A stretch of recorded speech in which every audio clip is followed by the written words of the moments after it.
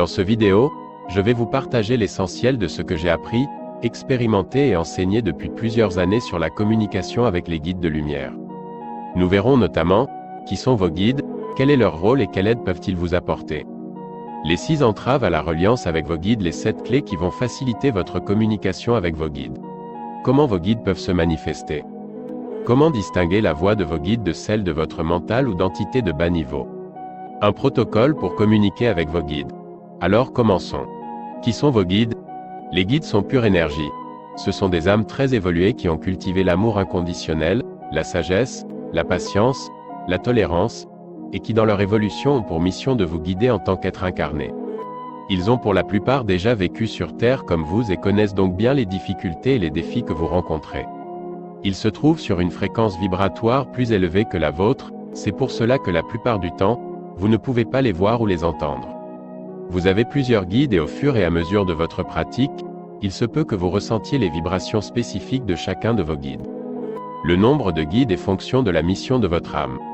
Chacun de vos guides a une mission particulière auprès de vous, certains vous guident dans vos relations, d'autres vous guident dans votre évolution spirituelle. Certains guides vous accompagnent toute votre vie, et d'autres s'y ajoutent ponctuellement pour vous aider à traverser certains passages. Il est possible de changer de guide au cours de son évolution. Quel est le rôle de vos guides, et quelle aide peuvent-ils vous apporter? Vos guides sont là pour vous guider, vous protéger et stimuler votre évolution. Ils vous soutiennent dans les moments difficiles. Surtout au cours de l'enfance.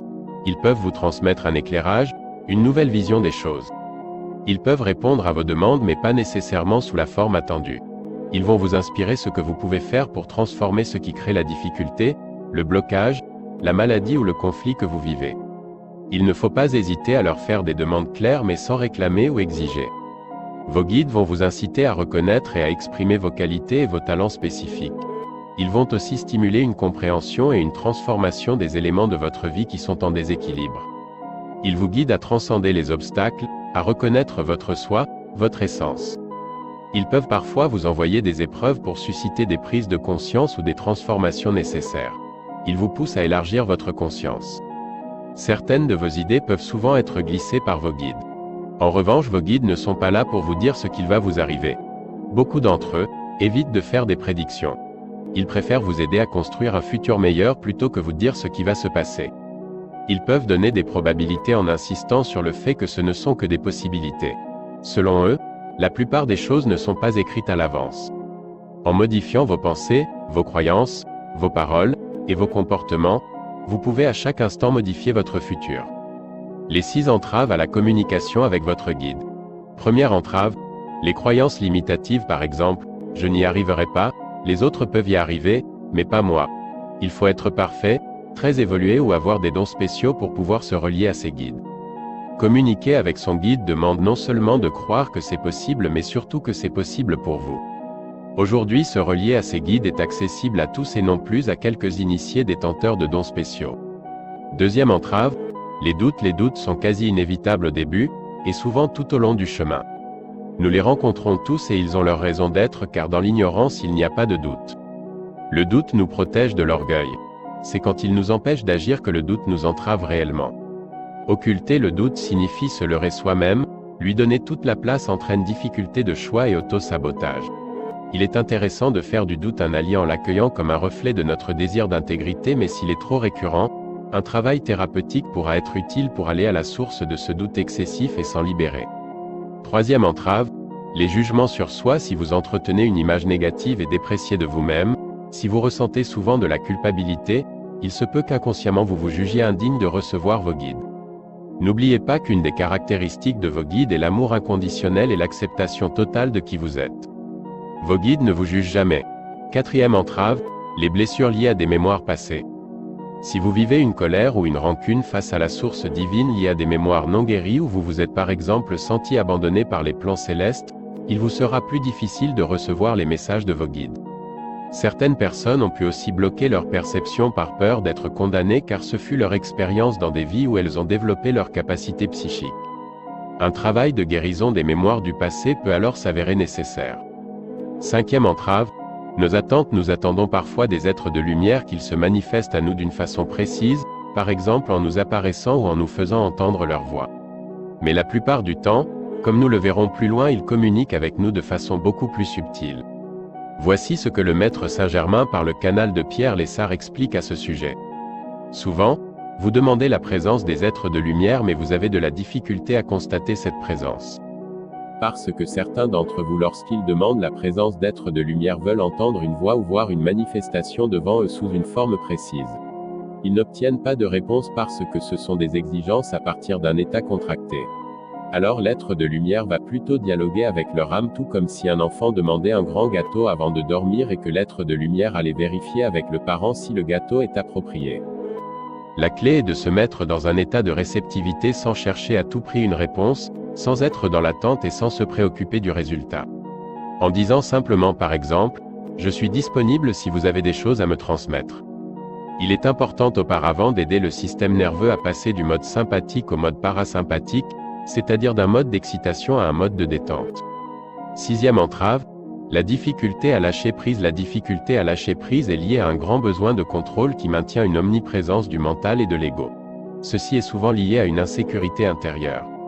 Il est conseillé d'effectuer vos demandes auprès des êtres de lumière avant le coucher parce que le sommeil va vous délivrer de l'attente de la demande et faciliter le lâcher prise. Les 7 clés qui vont faciliter le contact avec vos guides. Se relier à ces guides ne peut pas se faire uniquement par la volonté.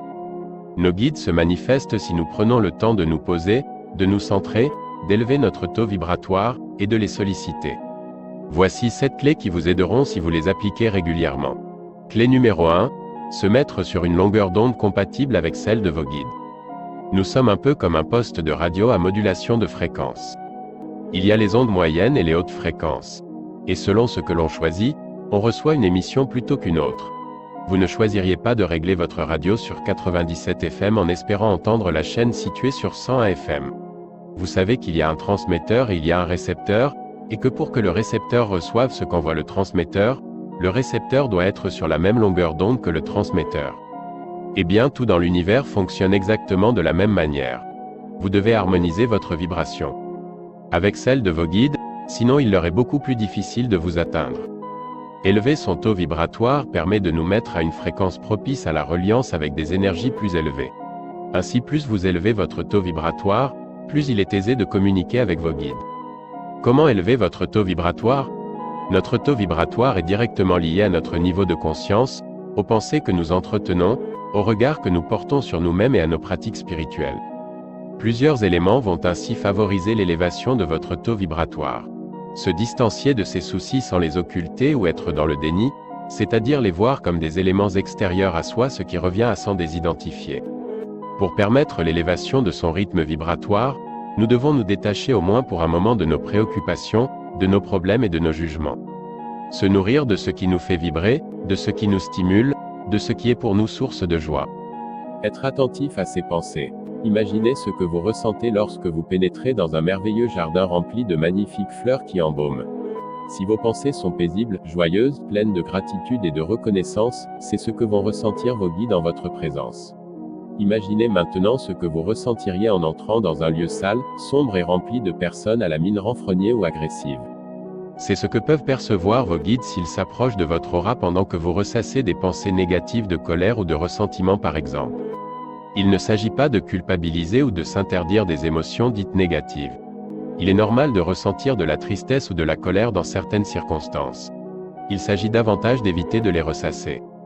Entrer dans un espace de paix car c'est à partir d'un espace intérieur de paix que nous pouvons développer nos capacités de communication subtiles.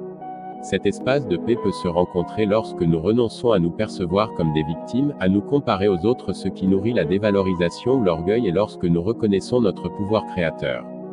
Les pratiques spirituelles comme la méditation, nous y reviendrons un peu plus loin, la prière, la récitation de mantras, stimulent également directement l'élévation de notre taux vibratoire. La respiration consciente, respirer consciemment la lumière favorise l'union de notre dimension terrestre et céleste. Il suffit pour cela que pendant vos temps de méditation ou quelques minutes dans votre journée, vous preniez quelques respirations conscientes en imaginant que vous inspirez la lumière et que vous expirez la lumière. Vous pouvez y ajouter une couleur. Inspirer et expirer la lumière violette notamment stimule l'union de notre dimension terrestre et de notre dimension céleste. Cultiver et exprimer des qualités d'âme et de cœur. La bonté, le partage, le service, la douceur, l'humilité. La rencontre avec vos guides demande notamment un profond état d'humilité.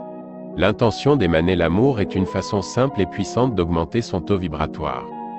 De même qu'il existe de nombreuses manières d'élever son taux vibratoire, il existe de nombreuses manières de le faire baisser rapidement. L'usage de drogue, d'excédents d'alcool, les pensées négatives, la méchanceté, la médisance, les tromperies. Bref, tout ce qui nous alourdit. Clé numéro 2, pratiquer la méditation et le silence intérieur. Pour entrer en contact avec nos guides, nous avons besoin de nous poser, de nous centrer. Nos guides nous parlent souvent de façon télépathique. Si nous sommes constamment dans un bavardage intérieur, nous ne pouvons pas les entendre. La méditation aide à canaliser le flot des pensées et nous aide à être moins assaillis par les émotions. Elle favorise l'expansion de notre être et le contact avec notre lumière intérieure. Plus nous sommes en contact avec cette lumière, plus les charges, mémoires douloureuses, croyances limitatives, vont pouvoir se dissoudre. En méditant chaque jour ne serait-ce que 5 minutes, nous sommes moins vulnérables au stress de la journée et aux manipulations de l'ego. Clé numéro 3. Développer l'hémisphère droit. L'équilibre des hémisphères est nécessaire. Si vous êtes habitué à toujours fonctionner avec le cerveau gauche, il sera plus difficile d'entrer en contact avec vos guides. Il est important de développer l'hémisphère droit du cerveau car c'est la porte d'entrée au contact avec les plans subtils. L'apprivoisement du cerveau droit est ainsi une première étape. Cela peut se faire par toute forme de technique permettant un état d'expansion de conscience, respiration, relaxation, chant, méditation, récitation d'un mantra, visualisation. Si ceci n'est pas déjà pratiqué, il est conseillé de le faire pendant quelques semaines avant de contacter ses guides. Il vaut mieux y aller progressivement car notre système nerveux doit progressivement s'habituer à ces états élargis de conscience. Clé numéro 4. Reconnaître le maître en vous et être clair sur vos intentions. Lorsque vous choisissez de communiquer avec des êtres de lumière, il est essentiel de vous rappeler votre essence et de clarifier vos intentions.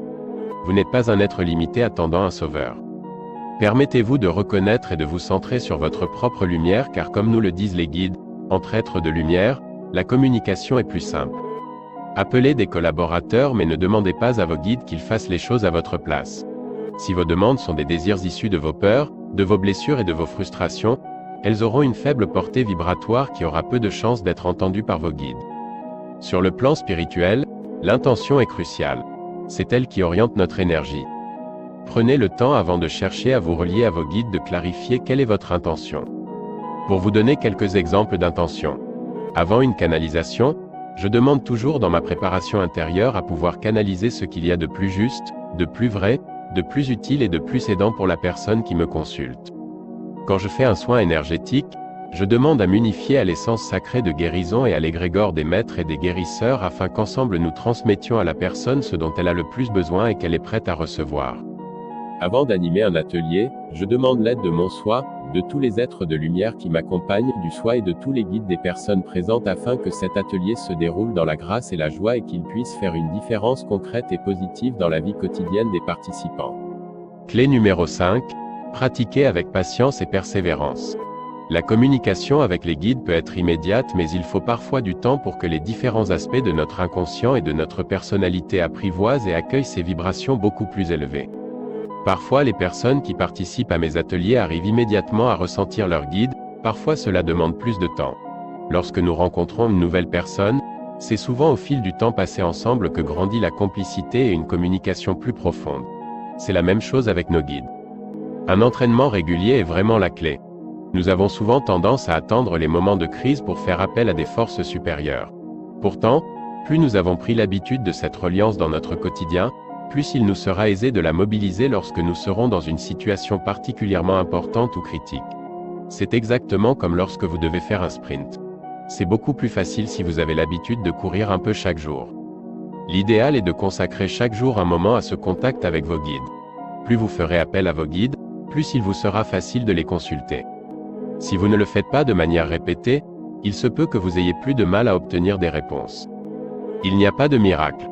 Si vous voulez acquérir la maîtrise d'un instrument de musique, d'un sport, ou d'une nouvelle langue, il vous faut pratiquer régulièrement. C'est la même chose pour la communication avec vos guides. Clé numéro 6. Mettre en œuvre les conseils reçus. Lorsque je reçois une indication de mes guides, je passe très rapidement à l'action en fonction de ce qui m'est dit. C'est une décision que j'ai prise et qui me fait gagner une énergie mentale folle. Imaginez un ami qui vient régulièrement vous demander conseil, et qui ne fait rien ensuite ou le contraire de ce que vous lui avez suggéré. S'il revient vous voir, vous risquez de lui dire de se débrouiller tout seul. Mettre en action ce que j'ai reçu est aussi la seule façon de vérifier si les informations perçues étaient justes. Clé numéro 7. Tenir un journal. Je conseille de noter sur un cahier les réponses de vos guides, même si vous croyez que ce sont vos propres pensées ou votre mental. Il est utile de noter ce que vous percevez et de le relire plus tard. Cela vous permettra de vérifier ensuite le bien fondé de ce que vous avez perçu et il se peut qu'en relisant vos notes quelques mois plus tard elles s'éclairent d'un jour totalement nouveau.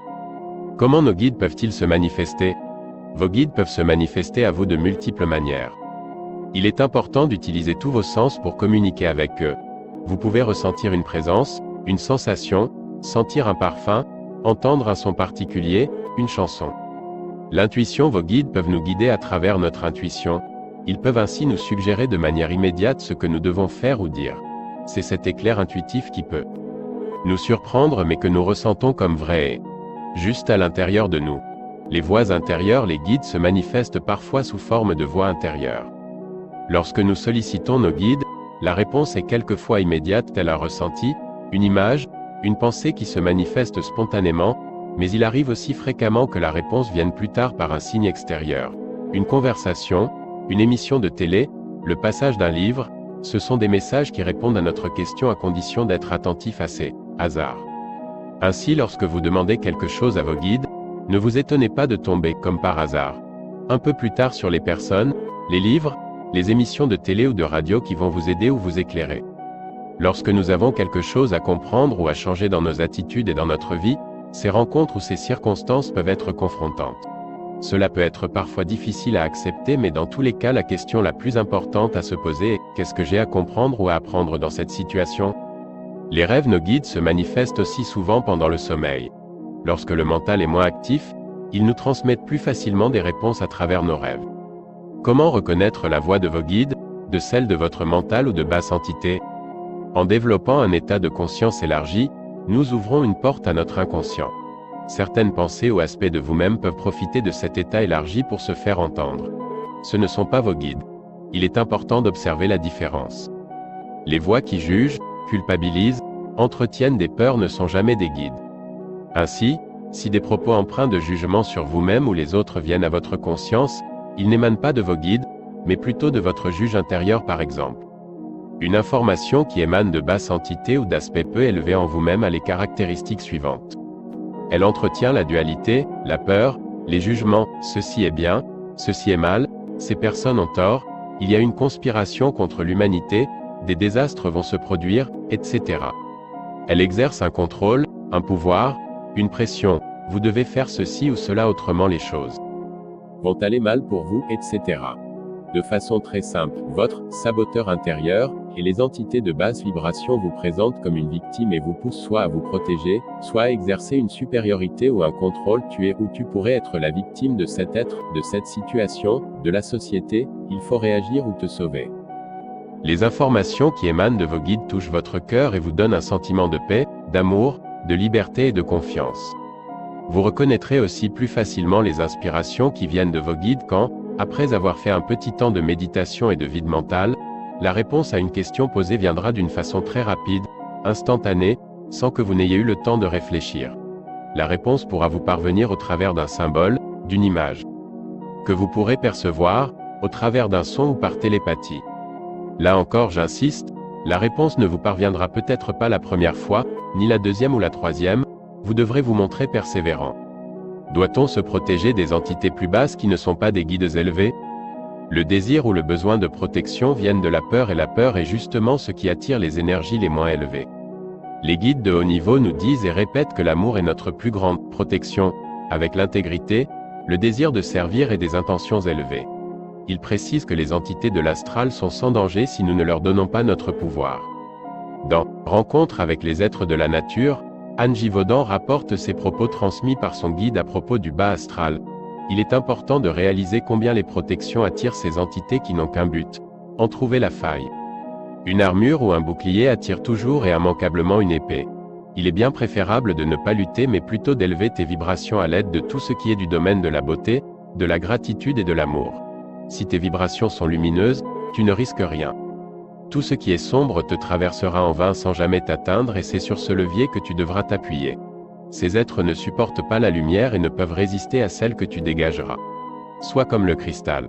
Ta pureté sera ta seule protection. Si nous percevons une entité de basse vibration, il suffit simplement de lui demander avec amour et fermeté de se retirer. Être conscient de ces filtres, quelle que soit notre facilité à percevoir les messages des guides, il est important d'être conscient que l'information reçue sera toujours filtrée. Ce que nous percevons, que ce soit une énergie, une présence, un message, est interprété par notre cerveau qui est imprégné de nos croyances. Ainsi notre éducation, notre culture, nos croyances vont teinter nos perceptions et nous amener à les interpréter d'une certaine façon. Cela ne doit pas nous faire douter de notre capacité à percevoir et à transmettre correctement. Les guides nous invitent à toujours garder notre discernement. Comment communiquer avec ces guides? Il est possible d'appeler ces guides à voix haute ou intérieurement. Je conseille de le faire à voix haute si vous êtes seul afin d'inscrire encore plus puissamment votre intention dans la matière. L'élément essentiel est d'y mettre le plus d'amour possible. Une prière récitée mécaniquement a très peu d'effet. Voici un protocole qui vous aidera à vous relier à vos guides. Il est important de ne pas sauter ces étapes et de prendre le temps de les pratiquer avec patience.